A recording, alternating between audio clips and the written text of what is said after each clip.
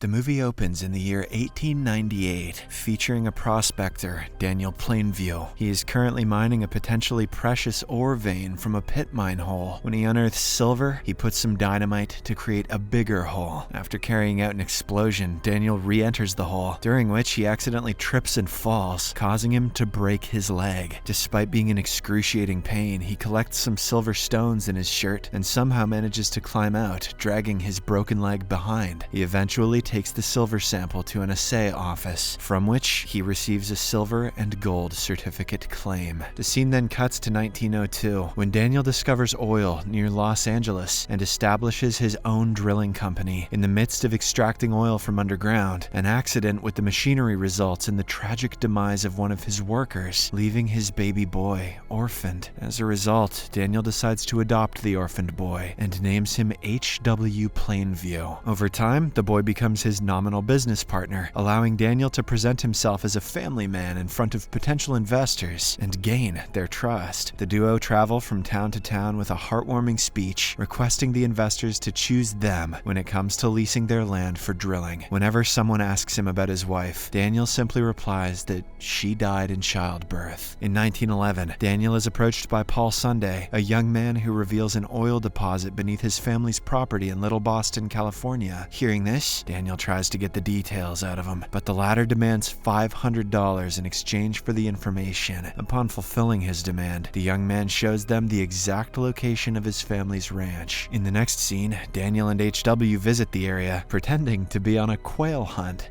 Kill me a few quails, boy! As they arrive at the ranch, they meet Paul's father, Abel, who welcomes them in a warm manner, offering them some water and goat milk. While they set up their camp, they are approached by Paul's twin brother Eli, a local preacher who promises to bring them dinner in a pretense of quail hunting. Where are the quails, boy? The father and son explore the area and soon discover oil, confirming Paul's claim. Daniel believes that this is a great spot to build a pipeline, take it to the beach, and strike a deal with Union Oil. He also tells his son that owning this place will cut off their railroads and shipping costs, ultimately allowing them to make a lot of money. Later, after dinner, Daniel has a private conversation with Abel and Eli, expressing his wish to buy their land. When Eli questions his motive, Daniel claims that he loves hunting for quail, and also that his son needs fresh air as he is sick. He then offers them a minimal amount, but Eli, who knows about oil as well as the land's drilling potential, demands $10,000 for his church. Daniel eventually manages to settle on an agreement for $5,000, payable only after the well starts producing, and the friggin' quails too. The very next day, Daniel goes to see a real estate agent to ask for information about all the landowners around the Sundays so that he can look into buying them as well. He also calls his business partner, asking him to bring all of their employees to the area to start the work immediately. While Daniel is busy in his new big project, HW begins to spend time with Abel's youngest daughter Mary, who is of his age. During this, HW learns that her father beats her if she doesn't pray, and later shares this news with Daniel. Eventually, the camp tents are set and the construction of the drilling site slowly begins. Daniel acquires all the available land in and around the Sunday property, except for one holdout that belongs to a guy named William Bandy. William wants to talk to Daniel in person, but the latter thinks that it's all a ruse to get him to offer him more money, so he neglects him for now. One day, Daniel gives a speech to the locals about how oil drilling will facilitate the development of the entire area. He also promises to build schools, wells, new roads, and cultivation in the area, creating employment opportunities for everyone. After days of construction, the preparation for drilling is almost complete. On the inauguration day, Daniel offers a few words with Mary and HW by his side, but he doesn't allow Eli to carry out his quick blessing. HW then inaugurates the project by pulling the lever and finally beginning the drilling process. In the aftermath, Daniel arranges a feast for all the residents to celebrate this occasion. Abel is right in front of Daniel. When he talks to Mary, he promises the girl that her father will not beat her anymore. The same night, a misfortune occurs. A huge rod slips from the worker's hands and hits another employee placed inside the well, causing him to die on the spot. When Daniel is informed about this tragic incident, he scolds his workers for not adopting precautionary measures. He then gathers the dead man's belongings in a chest and prepares to dispose of his body. The following morning, Daniel goes to see Eli, who is in the middle of a sermon that appears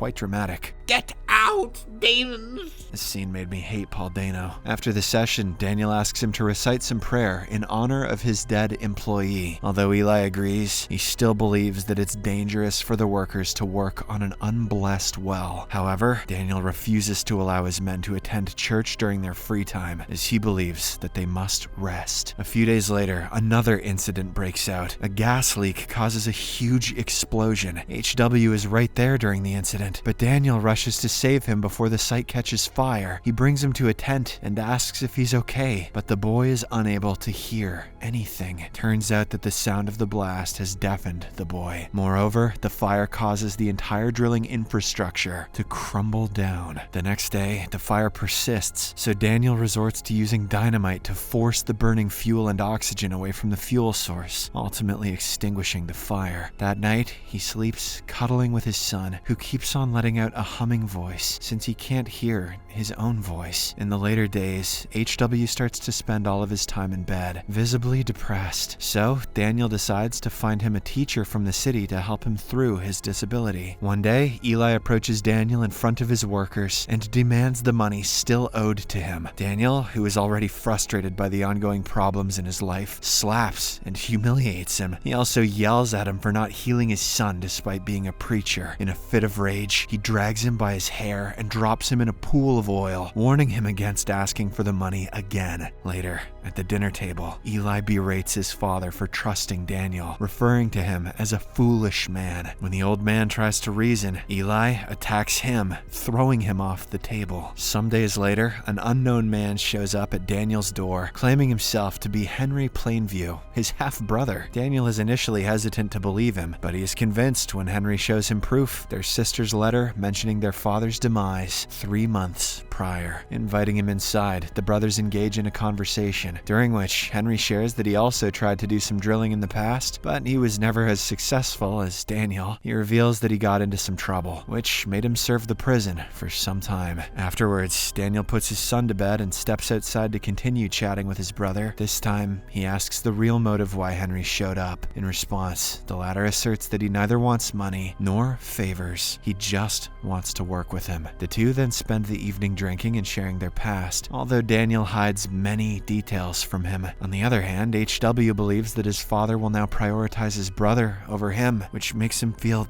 jealous. As a result, he sets fire to their house, intending to kill Henry in his sleep. However, his plan fails, as both Henry and Daniel wake up in time and frantically begin to put out the fire. Seeing this, the boy tries to run away, but Daniel brings him back. The following day, Daniel takes HW on a train, pretending that they're going for a trip together. But in reality, he is sending the boy to a special boarding school. As the train is about to depart, Daniel excuses himself and gets off the train, leaving the kid alone. In the next scene, Daniel and Henry have a meeting with Standard Oil representatives who wish to buy out Daniel's entire business as well as his land. They can even offer him good money, suggesting that he can spend the rest of his life with his son. However, Daniel feels insulted by this and turns down the offer before storming off. In the midst of his work, he often asks his men about his son and how well he is adapting to city life. As time passes by, Daniel strikes a deal with Union Oil to build a pipeline to the California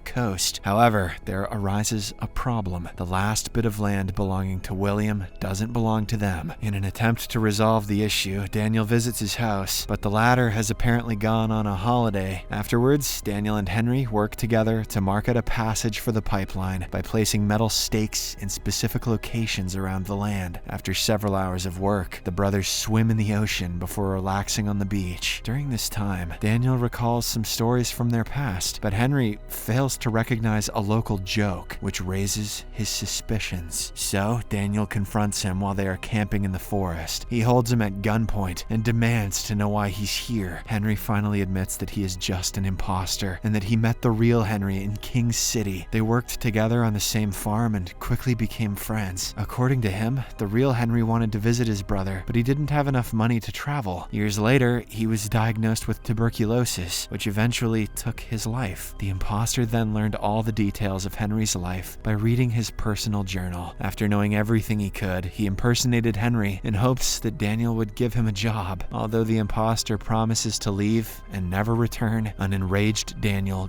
guns him down and buries his body in the ground. After this, he reads his brother's diary and weeps. The next morning, Daniel is awakened by William, who seems to be aware of the sin he committed the previous night. The old man then asks him to publicly repent and undergo baptism in Eli's church, because that's the only way he will permit Daniel to build the pipeline across his land, left with no other choice. Daniel accepts his condition for the sake of his project. William then takes him to the church, where Eli, as a part of his baptism, humiliates him and forces him into confessing that he abandoned his son. He also declares to the congregation that Daniel will be making a large donation to the church, which the latter can't refuse. From that point onwards, the construction of the pipeline commences without any issue. Apart from this, Daniel also brings HW back to him and apologizes for abandoning him. A teacher has also come with the boy so that he can continue learning sign language. That afternoon, Daniel takes his son to a restaurant where they come across the same representatives from Standard Oil. Daniel can't resist boasting about his huge deal with Union Oil. On the other hand, Eli leaves the place to do his missionary work. The scene then fast forwards to 1927, and HW, who is now an adult, marries Mary. We also see Daniel, who has become a very wealthy man, living in a huge mansion with several servants. However, living alone has made him alcoholic and depressed. One evening, HW, along with his interpreter, pays Daniel a visit to have a private conversation. He starts by saying that he loves him very much, but he misses working in the field. As a result, he has decided that he and Mary will be relocating to Mexico in order to establish his own drilling company. Daniel is infuriated to hear this and claims that this will only make them competitors. In a drunken rage, he then mocks HW's deafness and even spills the truth. He's not his son, but an orphan whom he used to make his business good. This revelation leaves HW heartbroken, so he walks away after asserting that he's glad there's no relation between them. Depressed and inebriated, Daniel then falls asleep in his bowling alley. On the following day, he is woken up by Eli, who is now a radio preacher. As they start conversing, Eli continuously reminds him that they are family-in-law, which provokes Daniel's anger. Eli also tells him about William's recent death, and that the property rights are now owned by William's grandson. Since his grandson is the church member, Eli offers to become a mediator and sell Daniel the property. The latter agrees on the condition that Eli acknowledges himself as a false prophet and deny God's existence. When Daniel offers him $100,000, Eli agrees and repeats the statement, just like he made him admit his sin in the church earlier. After doing this, Daniel coldly reveals that the property is now worthless because his neighboring wells have already drained the same oil reservoir. I drink your milkshake.